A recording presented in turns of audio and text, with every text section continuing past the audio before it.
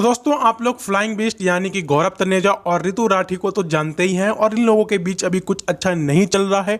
और दोस्तों आपको पता है कि इन लोगों की डाइवोर्स की बातें सामने नजर आ रही हैं। दोस्तों लोगों को शक तब हुआ जब प्रेमानंद महाराज जी के आश्रम में ऋतु राठी जी जाती हैं और वहां पर उनसे कुछ क्वेश्चन करती हैं। उसकी वीडियो अगर आपको आगे दिख जाएगी आप वहां पर देख लेना। लेकिन दोस्तों कुछ लोगों को लगता है यह एक पीआर स्टंट है जिसमें फ्लाइंग बीस्ट जो है अपने डेड चैनल के व्यूज को रिवाइव करने के लिए यह सब कर रहे हैं। तो दोस्तों आप लोगों का मानना क्या है आप लोग जरूर बताएं। फिलहाल तो आप ये वीडियो देखिए। श्री हरिवंश महाराज जी, आपके चरणों में कोटि कोटि प्रणाम। महाराज जी, इनका प्रश्न है कि इन्होंने अपनी तरफ से सच्चे प्रेम किया, पति से छल कपट झूठ निंदा अपमान मिला, इसलिए बस अपनी दो बच्चियों के प्रति कर्तव्य निभाते हुए लाडली जी की आश्रित हूँ, अलग रहती हूँ। श्री जी कृपा से एक नौकरी है जिससे श्री जी बच्चियों का पालन पोषण करते हैं। प्रश्न है कि प्रभु क्या सब छोड़कर बस श्री जी के आश्रय जीवन व्यतीत करना चाहिए या अर्जुन की तरह संविधान के मुताबिक अपने बच्चों के हक के लिए परिश्रम करना चाहिए? ऐसा लगता है यदि मैंने दूसरा मार्ग लिया तो मेरी श्री जी का आश्रय छूट जाए। नहीं, श्री जी का अंदर आश्रय रखे, बाहर व्यवहार में अपने कर्तव्य का भी पालन करे। ऐसा नहीं कि आश्रय लेकर चुपचाप बैठ जाओ, कोई साधु महात्मा नहीं हो।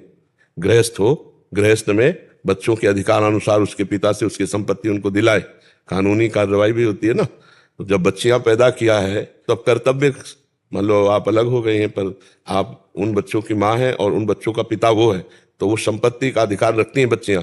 समय आने पर उनको उस अधिकार की प्राप्ति होगी तो वो भी सुखपूर्वक जीवन व्यतीत करेंगी। माता पिता का जीवन होता है संतान की व्यवस्था के लिए, खूब संतान को पढ़ाए लिखाए, उनकी व्यवस्था करे, अपना कर्तव्य पूरा हुआ, भगवान का भजन करते हुए भगवान को प्राप्त हो।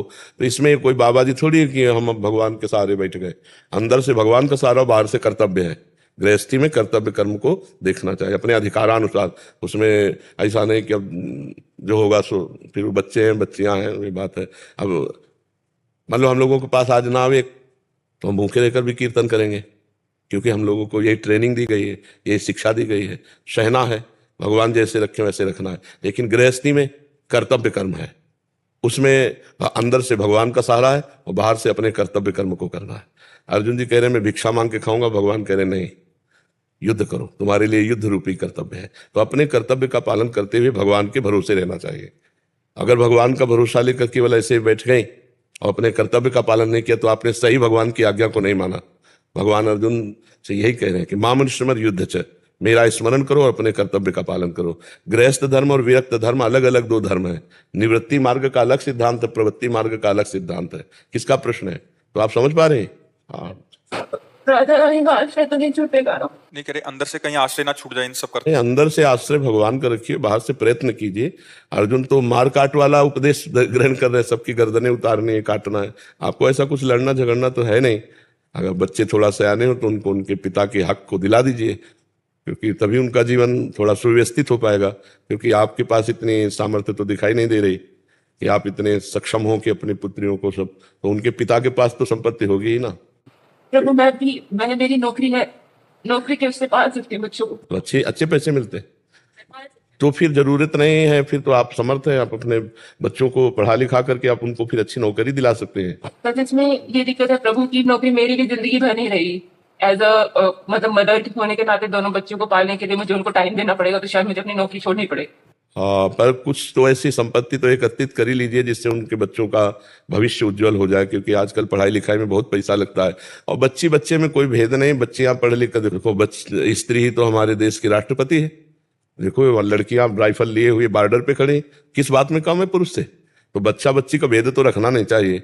दो बच्चियां मतलब दो पुत्र हैं, कोई उसमें भेद नहीं।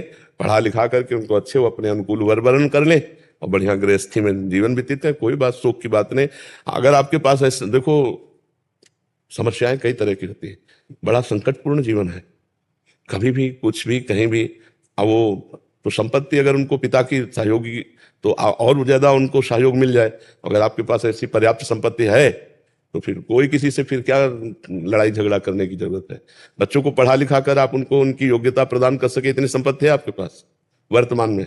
हाँ शायद कर सकती हूँ, कर लूंगी। हाँ, तो बस फिर हमें लगता है फिर अगर वो स्वेच्छा से दे दे तो दे दे, नहीं झगड़ा मत करो। क्योंकि राग द्वेष पूर्वक लड़ाई झगड़े से फिर वो बच्चों की भी जिंदगी में वही संस्कार भर जाएंगे। आप अपनी मेहनत से कमाई करके उनका पालन पोषण करो, जैसे आप हो तो ऐसे उत्तम नौकरियां बच्चियों को मिल जाए तो उनका जीवन सार्थक हो जाएगा और आपका माँ होना धन्य हो जाएगा। आपने जो कर्तव्य किया ना, हाँ, भगवान देख रहे हैं ना कि आप कितना लड़ रही हैं, और लड़ करके आप अपने बच्चों को, अपने जीवन के सुखों का त्याग करके, पहले पति से विलग रहना, अपने जीवन को तपस्या में व्यतीत करना है। हर सुख सुविधा है लेकिन उन सुख सुविधाओं को अपने बच्चे के लिए समर्पित करना। धन्य है तुम्हारी जैसी माँ ने, आजकल तो ऐसी भी माँ हो गई कि अपने सुख के लिए अपने बच्चों के गले दबा दिए। कैसी माँ? और एक माँ आप हो जो आप अपने को बलिदान कर रहे हो, बच्चों के लिए मेहनत कर रहे हो, अपने सुखों का त्याग कर रहे हो, तो यही त्याग भगवान की प्राप्ति में सहयोग होगा। तुम्हें प्रियाजों से कोई अलग नहीं कर सकता। सो सुख वांछा ही अलग करती है, भोग वासना ही भगवान से अलग करती है। और त्याग पूर्वक चाहे बच्चा हो चाहे परिवार हो, दूसरों के प्रति समर्पण का भाव, तो उसे भगवान का सहयोग मिलता रहता है, भगवान का आश्रय रहता है। आप अनाथ नहीं हो, नाथ अनाथन हित समर्थ मोहन श्री राधा, प्रभु आपके साथ है। आप बिल्कुल मजबूत रहिएगा और प्रसन्न रहिएगा, हमारी बात पर आप टिकिएगा। हाँ, कभी आप दुखी मत होइएगा, पुष्ट रहिएगा। परम पति जब साथ है तो नाशवान पति ना भी हो तो क्या फर्क पड़ता है। नाशवान पति मान लो साथ छोड़ दे तो परम पति तो साथ है, फिर क्या, मस्त रहो, भगवान साथ है।